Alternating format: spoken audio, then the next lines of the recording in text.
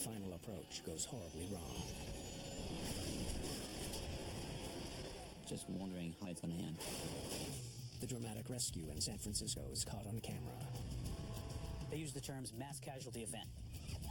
The search for a cause Bingo. divides air safety experts. The worst mode possible. I disagree. Was it the pilots, the plane, or something else that doomed Asiana Flight 214? The hard part is to say, which one is the straw that broke the camel's back?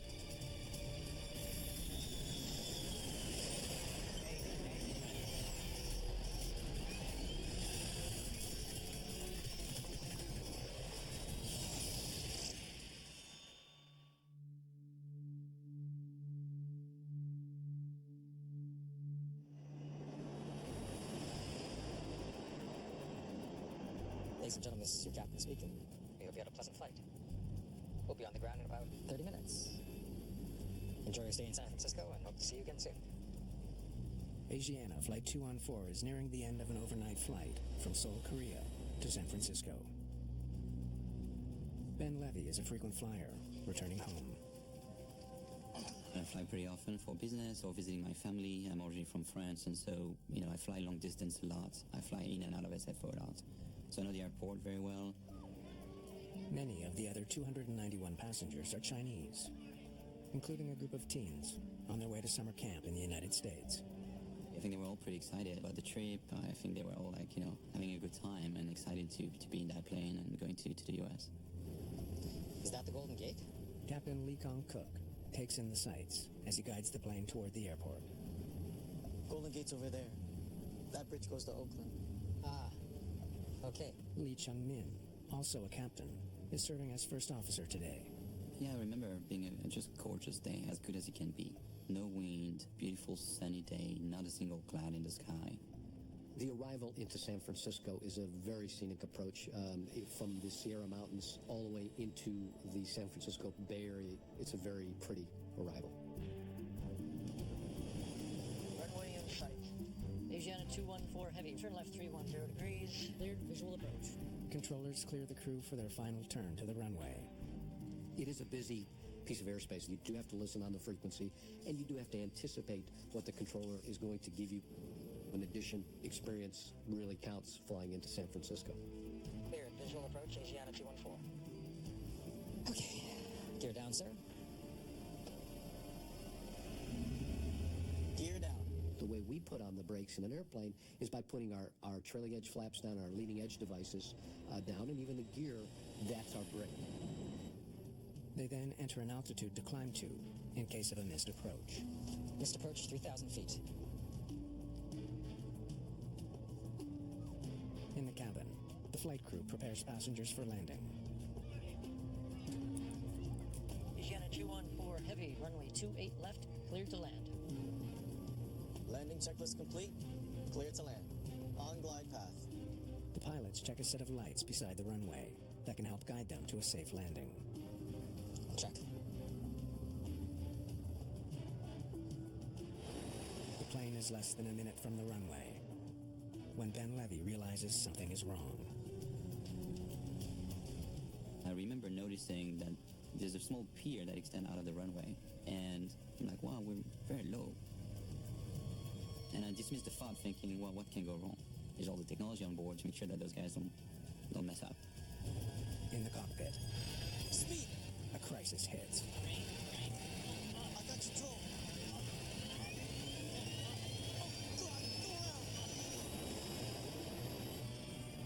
In that fraction of a second, I feel the thrust of the engine re-engaging full throttle.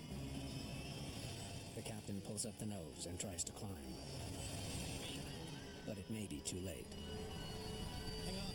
Looks like we're not going to make it now. At that point, I'm thinking we're going to hit a wonder.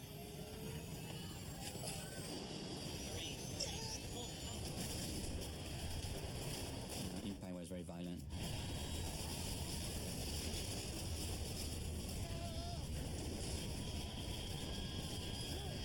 Just wondering how it's going to end, how it's going to stop, and when it's going to stop.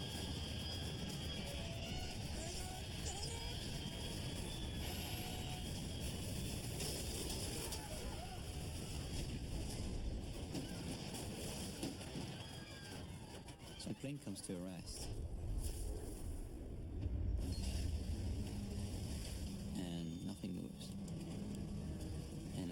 hears moaning from people that are hurt and injured. Press hard and stop the bleeding. In the cockpit, the pilots have survived, but they have no idea how badly damaged their aircraft is. The brutal impact has torn the tail off the body of the plane. Control, come in. It's Asiana 214. Initiating evacuation checklist. We need help out here. Asiana 214 Heavy. Emergency vehicles are responding.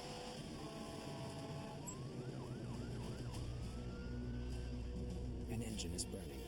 If fire spreads to the fuel tanks, the plane could explode. Passengers need to find a way out fast. Let's see if we can open this door. I remember just going for that big lever on the right-hand side of this airplane and just opening this door, and was shocked at how easy it was. But getting down to the ground will not be easy. I'm expecting at that point to see a slide open, right? The whole like, hey, you open the door, the slide is gonna open, and there's no slide. Whoa. Okay. Help each other. Come on. Luckily, some crumpled pieces of the fuselage have formed a makeshift set of stairs. Ben Levy stays by the door to help the other passengers climb down. Come on. In this whole disaster, the fact that the fuselage actually had crumbled on itself almost provided like a step that became probably critical for people to exit that plane. Oh my god, that's scary. Eyewitness video captures the dramatic scene as hundreds of people flee the cabin from only a few exits. The 777 has 8 exits. Each is equipped with a 90-kilogram emergency escape slide. The slides are supposed to inflate automatically, but only 2 have deployed properly.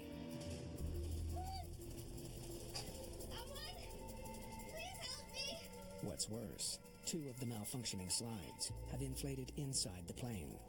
A flight attendant is trapped. I can't move! If you pull, I can try. No! Get something sharp!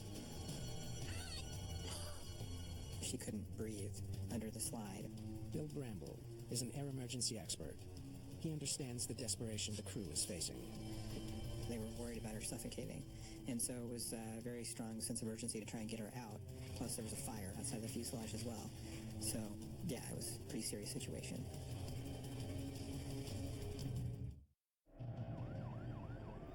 At San Francisco International Airport, runway 28 left is a disaster zone. Fire crews battle to keep flames from consuming the fuselage of Asiana Flight 214. Come on.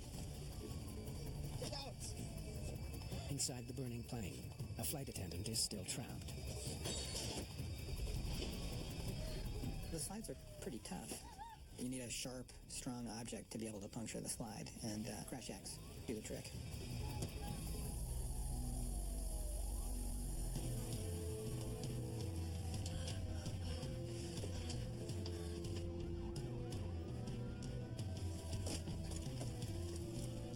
With rescuers now on board to help the injured, Ben Levy finally heads to safety. I think in my head I was like, I'm alive, it's incredible. He's soon sharing his harrowing story with the media. In your head, everything goes into slow motion. You just don't believe it's happening. You don't know if you're going to be dead at the end of the slow motion or not. And the entire trauma team has come together as they would in a trauma, although this is very large, multi-casualty incident. Nearly 50 people are seriously injured.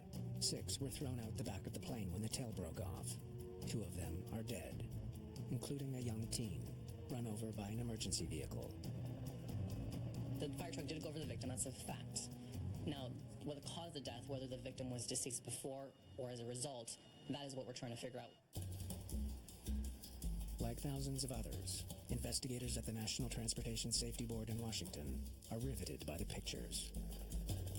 They used the terms mass casualty event. We really didn't know what was going on at the time. The first things I heard was an airplane cartwheeled, mass casualties, and we knew it was a 777, so it was going to be a very significant event. Senior investigator Bill English will lead the high-profile investigation. Everyone's on standby, as of right now. So the 777 had been in service for about 20 years at the time of this accident, and this was the first fatal accident of a 777 in that entire time. We knew we were going to be launching a very large team, so we pulled out all the stops.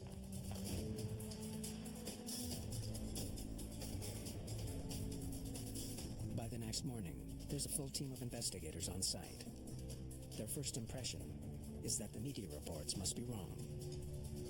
I'd heard the phrase the airplane cartwheeled. And the first photos that I saw showed the airplane right side up, wings still attached, still looking pretty much like an airplane sitting next to the runway. So we thought that couldn't be true. When a plane cartwheels on touchdown, the result is usually a catastrophic breakup that leaves a long trail of debris.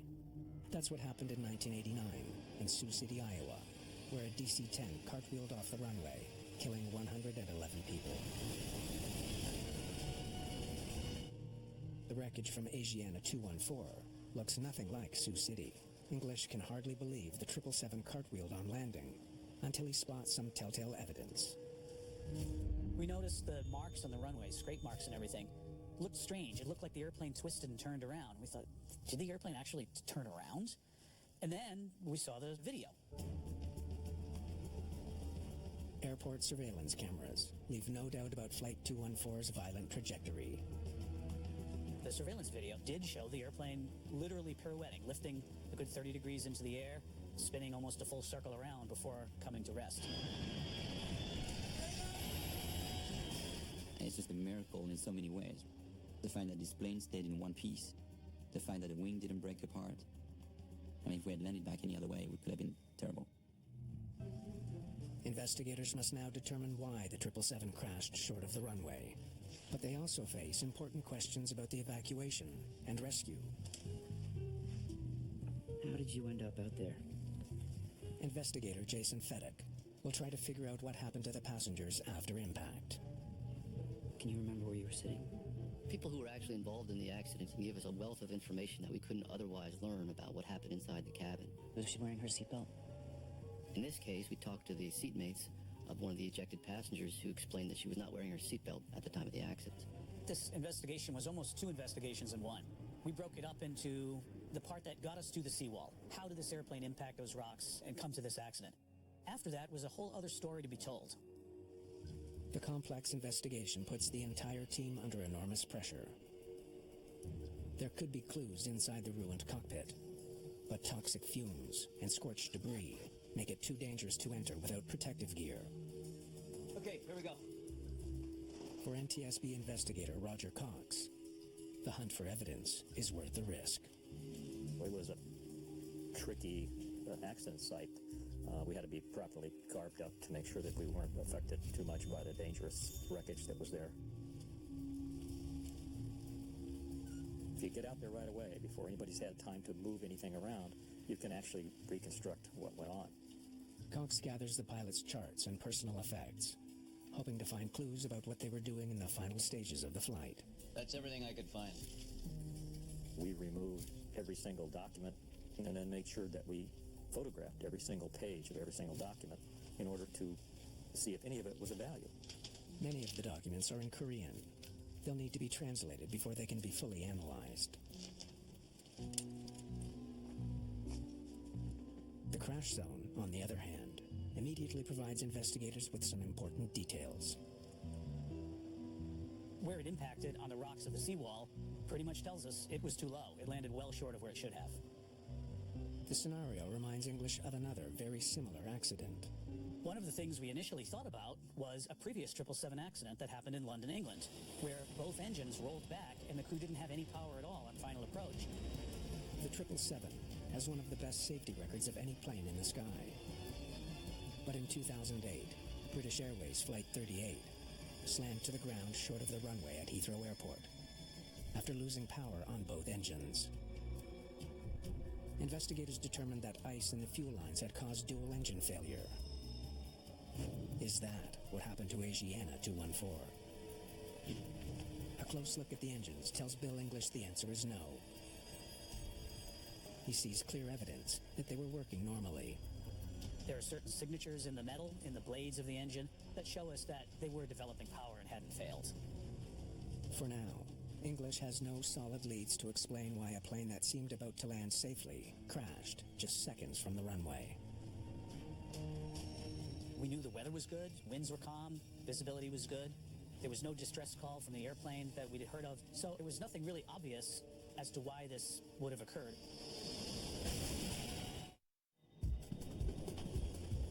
Runway crews assess the damage at San Francisco International Airport, while investigators search for a lead in the crash of Asiana 214. Air traffic controllers provide some answers. They could see it on radar and, of course, visually see it from the tower. Visibility was 10 miles, a few clouds, not an issue. Controllers tell investigators that it was a normal day, except for the fact that some runway equipment was not in operation. And that runway's glide slope was out of service. Electronic equipment installed on runways can send signals to a plane's autopilot. The signals can help guide the plane down at a precise angle. But the main runway at the airport is under construction, and the equipment is switched off. It's a revealing discovery. A combination of high traffic and compact runways have earned San Francisco Airport a reputation for difficult landings. To manage the high traffic, controllers often ask pilots to come in fast and steep, leaving lower altitudes open for departing planes to climb out. Very often we are given what we call the slam dunk approach, where we're high and we have to get down quickly, and it does create a little bit of a challenge. All right, so there's San Francisco Airport. Palo Alto's down here, you know. Roger Cox knows firsthand how challenging landing at San Francisco Airport can be. I could say from my own personal experience flying there many, many times that it's very easy to get high and hot, and you have to really stay on top of the airplane. Asiana 214 Heavy, runway 28 left, cleared to land. It all leads to some troubling questions. Were the Asiana pilots flying into danger? Did they face an extraordinary risk at an airport notorious for difficult landings? So he'd be coming in from this direction, straight across the bay. Roger Cox studies airport radar records. He wants to know if controllers assigned Asiana Flight 214 an approach that was too fast and steep to fly safely. There were some complaints initially from the operator that this crew was being asked to do something that was unreasonable. So we wanted to spend quite a bit of time looking at whether that was true. We had an entire air traffic control group look at the performance of the controllers, analyze radar data, not only of the accident airplane, but of the other flights surrounding it, how they were handled and what sort of approach paths they flew. Same instructions. Same approach. No one else had a problem.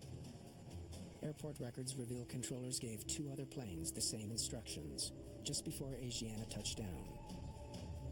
Both landed safely. You can't fault the controller. They managed to land 777s safely without any difficulty. So although it is a somewhat challenging environment, we found that nothing that ATC did really caused the accident. It's another dead end. For now, what brought down Asiana 214 remains a mystery. Along with the cause of the accident, investigators are grappling with another troubling question. Escape slides are engineered to withstand the forces of aviation accidents. Why did so many fail during the crash of Flight 214? Only 2 of them did what they were supposed to do. 6 of the 8 slides didn't deploy properly, potentially causing deadly delays in the evacuation. The fire took some time to get into the cabin. That's a good thing. But had a fuel tank been punctured or some obstacle been in the way and we had a much more rapid fire, things could have been very different. They'll have to search for answers without the help of the plane's flight data recorder. The recorder is located in the tail section and stopped working when the tail smashed into the seawall. There's no information on what was happening at the moment the slides deployed. Okay, let's see what these slides can take. To get the data they need, Jason Fedek turns to a crash test facility more often used for testing cars. This is unlike anything anyone had ever seen before, so we wanted to figure out how that happened. He discovers that at low speeds, the slides perform well. But in high-speed impacts, like the one on board Flight 214, the inflation mechanism can fail quite easily. We made a recommendation to the FAA to look at the data we produced from this accident and see if there were improvements that could be made to future slide design to help make that part more robust. The violent force of the impact also accounts for the injuries suffered by the 6 people thrown from the plane, including the young teenager who was run over by a fire truck. Autopsy results confirm she died immediately after the crash impact.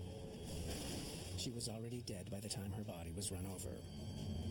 One of the most important lessons here is to always keep your seatbelt fastened whenever possible on an aircraft. You never know when you're going to have unexpected turbulence or be in an accident. Investigators hope Flight 214's flight recorders will help them answer the other urgent question. Why did Flight 214 slam into the seawall in the first place? It looks like we're going to make the runway. Modern flight recorders capture detailed information about virtually every system on the plane, including the complex automation that helps the pilots fly the plane. We were able to see all the basic things, like airspeed, altitude, the configuration of the airplane. We were also able to see all the inputs that the crew made. English carefully plots the data. Most of it looks completely normal. But then he spots something unexpected. A little more than a minute away from the runway, engine power suddenly drops to idle. Right here. The sudden change in power settings makes no sense. Normally, the last moments of flight are when pilots need more power, not less. They need extra thrust to overcome increased drag from the landing gear and wing flaps. The investigation has already determined that there was nothing wrong with the engines themselves. We could see that the engines were making proper power all the way through the approach. The question now, what was the crew doing to control engine power in the critical final moments of flight? Speed! So that brought us right back to, how did the pilots operate the airplane? Why did they do what they did that got the airplane too low? What really struck me was how could a couple of highly trained, experienced pilots simply fly an airplane into the ground short of the runway? That was the mystery.